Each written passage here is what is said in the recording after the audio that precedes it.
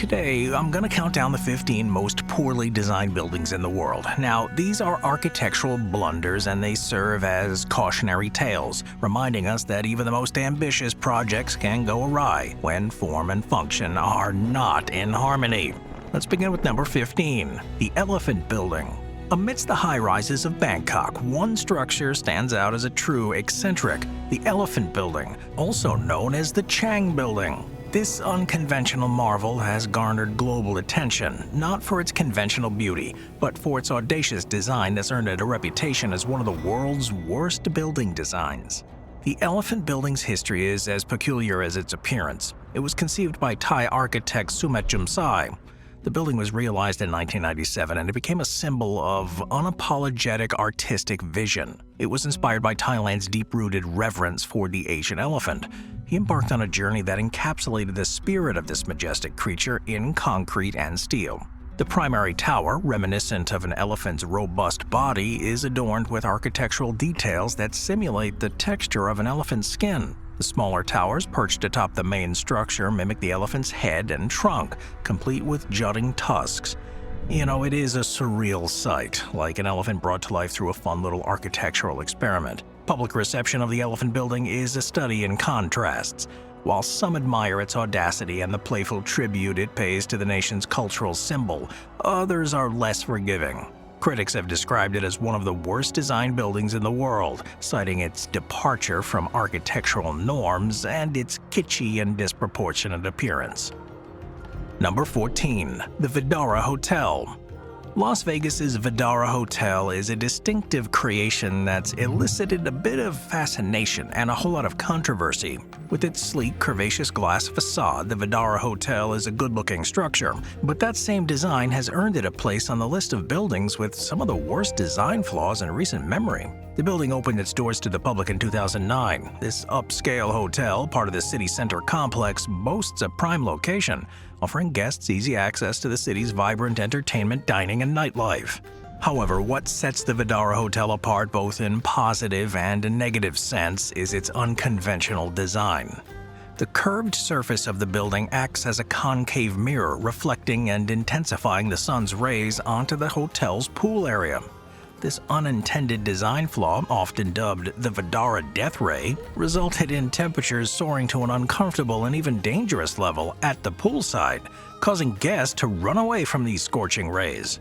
The public reception has been a mix of admiration for its aesthetics and bemusement for its design flaws. Guests often find the hotel's interiors luxurious and stylish, offering a respite from the frenetic energy of the Las Vegas Strip. However, the death ray part, that's made headlines and inspired countless anecdotes, adding an element of bemusement to Vdara's hot story. Number 13. The Asahi Flame. If you live in or spent any time in Japan, you'll know that Asahi is the beer of choice. Every izakaya has it on tap, and for good reason. The beer is such a cultural staple that the company decided to have a little fun with their sudsy product. The Asahi Beer Hall was completed in 1989, and it's situated on the banks of the Sumida River, offering scenic views of Tokyo's skyline. The building was designed by the renowned Japanese architect Philip Stark, who's known for his innovative and avant-garde designs. The most striking feature of this place is its rooftop, which is adorned with a massive golden sculpture. This sculpture is officially named Flamme d'Or, or Golden Flame, and it represents a frothy head of beer. This flame-like structure is made of gold-colored stainless steel and stands at 75 feet in height. It was intended to symbolize the burning heart and passion of Asahi beer. The beer hall's design has elicited mixed reactions from the public and architectural enthusiasts. While some admire its audacity and interpretation, others have found it controversial and even amusing. The Golden Flame sculpture has been given various nicknames by locals and visitors, with one of the most well-known being the Golden Turd due to its shape. The Golden Turd nickname reflects the humorous and playful side of Tokyo's urban culture. It's not uncommon to hear jokes and puns related to this beer hall's design, and it's become a quirky and memorable part of Tokyo's landscape. And despite these diverse opinions and occasional humor surrounding its design, the Asahi Beer Hall remains a prominent and recognizable landmark in Tokyo. Number 12. The CNA Center. Downtown Chicago's CNA Center is like that quirky neighbor who struts around in their one-of-a-kind outfit, drawing admiration and head shakes from onlookers. It's an architectural oddball, and it's all about that out-there design. Back in 1972, an architects Graham, Anderson, Probst, and White, led by the intrepid Charles Murphy, birthed this skyscraper. They decided to break the mold, or should I say, paint it red. Yep, the CNA Center is the boldest, most flamboyant red skyscraper you'll ever see. Its facade is adorned with red-painted aluminum panels, but that's just the tip of the design iceberg. Its geometric pattern of vertical slats arranged in a way that makes your head spin, or at least raise an eyebrow. It's a far cry from a conventional glass and steel tower that populate downtown Chicago, and that's exactly what raised some architectural eyebrows. Public reception? Well, it's a mixed bag. Some folks admire its audacious flair and the sheer audacity to stand out in a sea of conformity. The CNA Center doesn't shy away from being noticed. It demands attention. But not everyone's on board. Critics have called its design stark, even heretical, amidst the more traditional architecture of the Loop District. It's affectionately known as Big Red by the locals. It might be polarizing, but it's undeniably a conversation starter. It's a testament to the fact that architecture can be wild, artistic, and an adventure, and in Chicago, where classics abound, it's like the cool, eccentric relative at a family gathering who keeps things lively. Whether you love it or raise an eyebrow at it, the CNA Center in Chicago is an architectural maverick, adding a dash of spunk to the city skyline. Number 11. Boston City Hall. Now, easily the most controversial landmark in Beantown is Boston City Hall. It's famous for all the wrong reasons, and it's a striking yet controversial architectural landmark. Completed in 1968, it occupies a prominent position in Government Center, a civic complex that also includes the JFK Federal Building and Faneuil Hall. What immediately strikes observers about Boston City Hall is its unconventional design. This building, designed by architects Coleman, McKinnell, and Knowles, represents the pinnacle of brutalist architecture. It features a massive inverted ziggurat structure characterized by its raw concrete surfaces and imposing geometric forms. The building's facades are a study in angular precision with deeply inset windows and a rugged concrete exterior. What makes this building unique is precisely what it's earned its infamy. It deviates significantly from traditional architectural norms, opting for a design that exudes austerity and dominance rather than the warmth and welcoming aesthetics commonly associated with municipal government buildings. The heavy use of raw concrete and the lack of decorative elements contribute to that fortress-like appearance. Criticism of Boston City Hall's design has been widespread and unapologetic, to say the least. Many view it as an eyesore, an architectural monstrosity in the heart of a historic city. Critics argue that its brutalist aesthetic is cold and uninviting, lacking warmth and the charm that government buildings are expected to convey.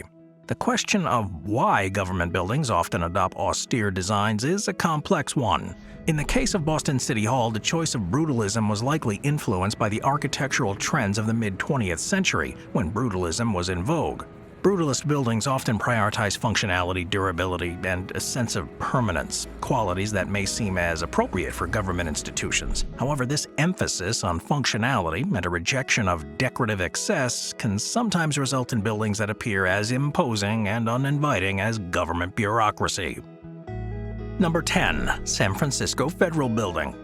The San Francisco Federal Building. This is an eyesore amid the charm and architectural diversity of San Francisco. It's a structure that's raised eyebrows for all the wrong reasons. Located at 97th Street, this building is a discordant note in a city known for its rich heritage. Built in 2007 and designed by architect Tom Main and Morphosis Architects, the San Francisco Federal Building is anything but conventional. It's located in the Soma neighborhood, an area characterized by a blend of historic and contemporary architectural styles, only it emphasizes its jarring presence. The building's design is a glaring departure from the aesthetics one might expect from a government structure. It features a facade enveloped in an intricate metallic mesh in an attempt at an avant-garde design that has left many unimpressed. This metallic sheath, while perhaps functional in its own right, has earned the building the unfortunate nickname of metal cage or chain-link fence. It hardly complements one would expect for a federal building. Its irregular and angular design is another source of criticism. Its disjointed appearance, characterized by jutting corners and an overall lack of cohesion, stands in stark contrast to the more harmonious architectural landscape of the city. It clashes with the city's historic charm and eclectic architectural character. Critics have been vocal about their distaste for the building's aesthetics, labeling it as unattractive, if not downright ugly. The metallic mesh, which may have been intended to create a captivating play of light, has instead resulted in an industrial, prison-like appearance. The asymmetry and angularity of the design have left many wondering if the architect deliberately set out to defy the norms of aesthetics. This building's design aligns with the principles of contemporary architecture, emphasizing innovation and functionality. However, its failure to strike a balance between these principles and visual appeal has made it a subject of disdain rather than admiration. Number 9. House of Soviets. The House of Soviets in Kaliningrad, Russia, is a building that seems to defy any sort of architectural norm and good taste. Rising from the ashes of the historic Königsberg Castle, this structure has managed to become a symbol of urban planning gone awry. Back in 1970, during the Soviet era, the House of Soviets construction project began, but it never quite achieved its original vision. Positioned right at the heart of Kaliningrad, a city with a tapestry of architectural styles, this building stands as a testament to architectural controversy. What immediately strikes you when you gaze upon the House of the Soviets is its sheer enormity and unapologetic brutalist design. It's a colossal concrete monolith that seems to scoff at its surroundings. And the piece de resistance is the unfinished tower that was meant to be its crowning glory. Critics, they haven't held back when it comes to the House of Soviets. Many have described it as an eyesore, a stark anomaly in the city's architectural landscape. Its raw concrete surfaces give it an unfinished, almost abandoned look, as if it were an ill-conceived project left to decay. It was designed in the Soviet architectural style that was prevalent during its era, and it's faced the ire of residents and architectural enthusiasts. Kaliningrad, once known as Königsberg, boasts a rich architectural heritage, with influences from German, Prussian, and Soviet eras. This House of Soviets, with its stark and concrete facade, couldn't clash more with its historical context. The unfinished tower, intended to house government offices, has remained incomplete for decades, serving as a reminder of the city's tumultuous past and uncertain future. Its inability to mesh with the urban tapestry of Kaliningrad has made it a magnet for controversy and division. Number 8. J. Edgar Hoover Building. The J. Edgar Hoover Building is a stark reminder that even in a city like Washington, D.C., filled with stunning monumental structures, there's a place for the austere and the uninviting. This federal behemoth, also known as the FBI headquarters, pays homage to its namesake, the formidable J. Edgar Hoover, in more ways than one. Construction of this imposing structure began in 1965, and it's loomed over Pennsylvania Avenue ever since, serving as the nerve center of the Federal Bureau of Investigation. Situated right in the heart of Washington, its location is as significant as its design, surrounded by the bustling corridors of political power. Now, what first captures anyone's attention is when they behold this building, its unapologetically cold and austere appearance. It's as if the architects made it their mission to create a facade as imposing as the man it was named after. The building's exterior is a monolithic expanse of concrete and glass, devoid of any decorative flourish. Its symmetry and uniformity seemed calculated to reflect the unyielding order and authority it houses. Many find it a foreboding presence in a city known for its neoclassical and ornate architecture. It's as if it's trying to suck out the warmth of the capital, a visual embodiment of the FBI's reputation for secrecy, power, and the occasional boring pencil-pushing nature. The building's comparison to its namesake, J. Edgar Hoover, is not without its merit. However, the long-serving and controversial director of the FBI was known for his iron-fisted leadership and secretive ways. The building that bears his name seems to emulate his personality: cold, unyielding, austere. In a city where neoclassical monuments and grand government buildings often steal the spotlight, the J. Edgar Hoover Building is a reminder that not all government structures are meant to inspire awe or admiration. It is a testament to the steely resolve of law enforcement, wrapped in a facade as unyielding as Hoover himself.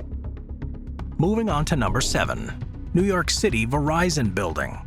The The Verizon Building in New York City manages to do the impossible. It's an unassuming but unmistakable presence in the heart of Manhattan.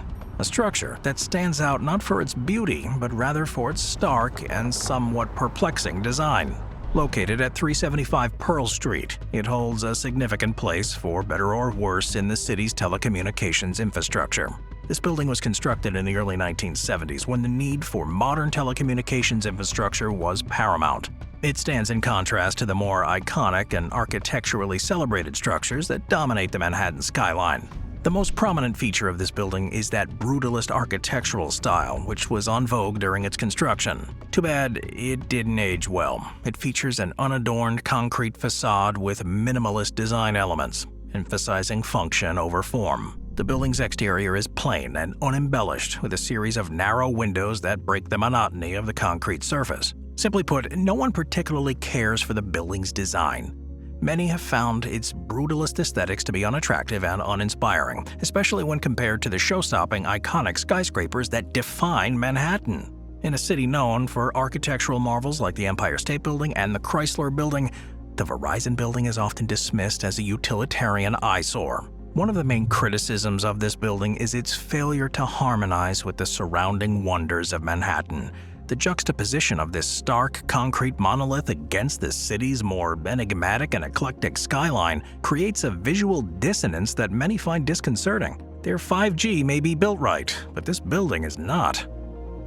Number 6. The Balfron Tower.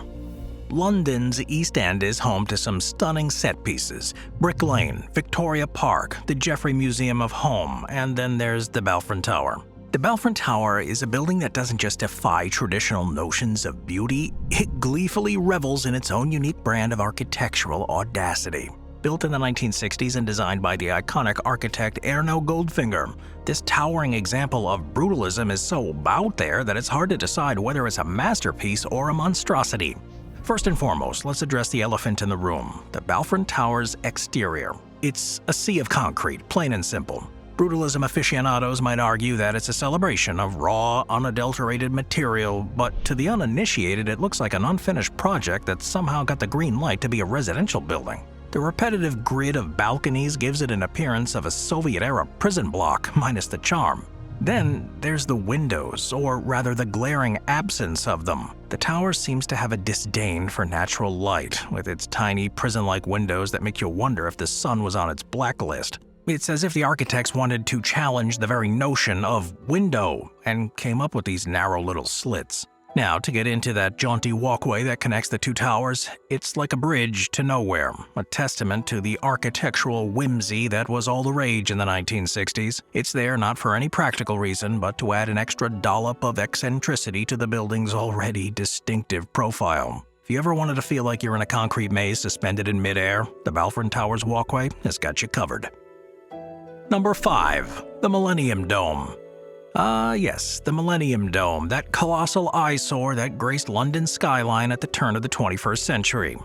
This architectural behemoth, also known as the O2 Arena today, is a prime example of a good idea gone terribly wrong. It's designed to celebrate the new millennium. The dome's attempt at modernity left many scratching their heads in bewilderment. First, there's the shape. It may be called a dome, but the Millennium Dome resembles nothing less than a gigantic, puffed up and flattened marshmallow, defying any traditional architectural expectations. It's kind of like a UFO crash-landed in the heart of London, and instead of hiding the evidence, they decided to build a massive arena around it. Now, as for its architectural style, let's not beat around the bush. It has none. The dome's design seems to be an eclectic mishmash of forms, failing to fall into any particular category. If you had to label it, you might call it futuristic blobism, a style that takes inspiration from the future but loses its way in a sea of formlessness. But what truly sets this building apart is its scale. It's like the architects decided that bigger is better, and they weren't going to let anything as trivial as an aesthetic sensibility get in the way. The dome covers a staggering 20 acres and stands as tall as a 50-story building. It is a true Goliath in the world of architectural missteps. The exterior of the dome is clad in a bizarre shade of off-white, as it's been doused in gallons of blandness. It's as if someone said, hey, let's choose a color that makes this monstrosity even less appealing. Well, the result? A building that looks like an oversized marshmallow that's been left out in the rain. The interior of the Millennium Dome was intended to be a space for celebration and entertainment. However, it's largely devoid of a cohesive theme or purpose, leaving visitors wandering aimlessly through its sprawling, cavernous halls. The Millennium Dome. It's a prime example of how grand ambitions can lead to, well, grand disappointments. Number 4. The National Fisheries Development Board Building. So there's something fishy about this entry. Swimming into the architectural scene with all the grace of a beached whale, the National Fisheries Development Board Building in Hyderabad, India, is a monument to design that somehow managed to jump the shark. Built with the noble purpose of promoting fisheries development, this building seems to have taken its inspiration from the sea a bit too literally. The NFDB building boasts an unmistakable fish-shaped facade that could rival even the quirkiest of maritime museums and aquariums. If the goal was to make the building look like a whimsical cartoon fish, well, they nailed it, from the exaggerated fins to the gaping mouth. It's as if the architects went fishing for inspiration and caught a rogue wave of absurdity instead. And then there's the color. The building is a radiant shade of aquatic blue that shines in the sun, begging for attention. One can't help but wonder if they were going for an underwater ambiance, but ended up with something that looks more like a kitschy beachside souvenir shop. But wait, it gets better. The building features a towering dorsal fin that reaches in the sky as if the architects were trying to communicate with extraterrestrials. It's a detail that leaves you pondering whether it's meant to be a navigational aid for ships lost at sea or just an audacious expression of architectural goofiness. Unfortunately, the building's interior doesn't offer any respite from the fishy folly. The walls are adorned with aquatic-themed murals that would make even Nemo question his life choices. It's as if every cliché fish motif was thrown into a blender and then splashed onto the walls without rhyme or reason. In terms of architectural style, one might call it aquatic absurdism, a genre that dares to ask, what if we took a fish, inflated it, and turned it into a government building? It's a style that's so unapologetically whimsical that it leaves you reeling with laughter when you see it. Number 3. The Millennium Tower. We had the Millennium Dome, this is the Millennium Tower, rising ominously over the San Francisco skyline. It is a story about how architectural ambition can sometimes lead to a perplexing end. Constructed in the early 2000s, this residential skyscraper was intended to be a symbol of modern luxury and sophistication. Instead, it's become a symbol of engineering and design gone awry. Starting off with its exterior, it is rather ordinary, a real plain Jane in a city renowned for iconic landmarks like the Golden Gate and the Transamerica Pyramid. Millennium Tower's unremarkable glass and concrete facade hardly raises an eyebrow.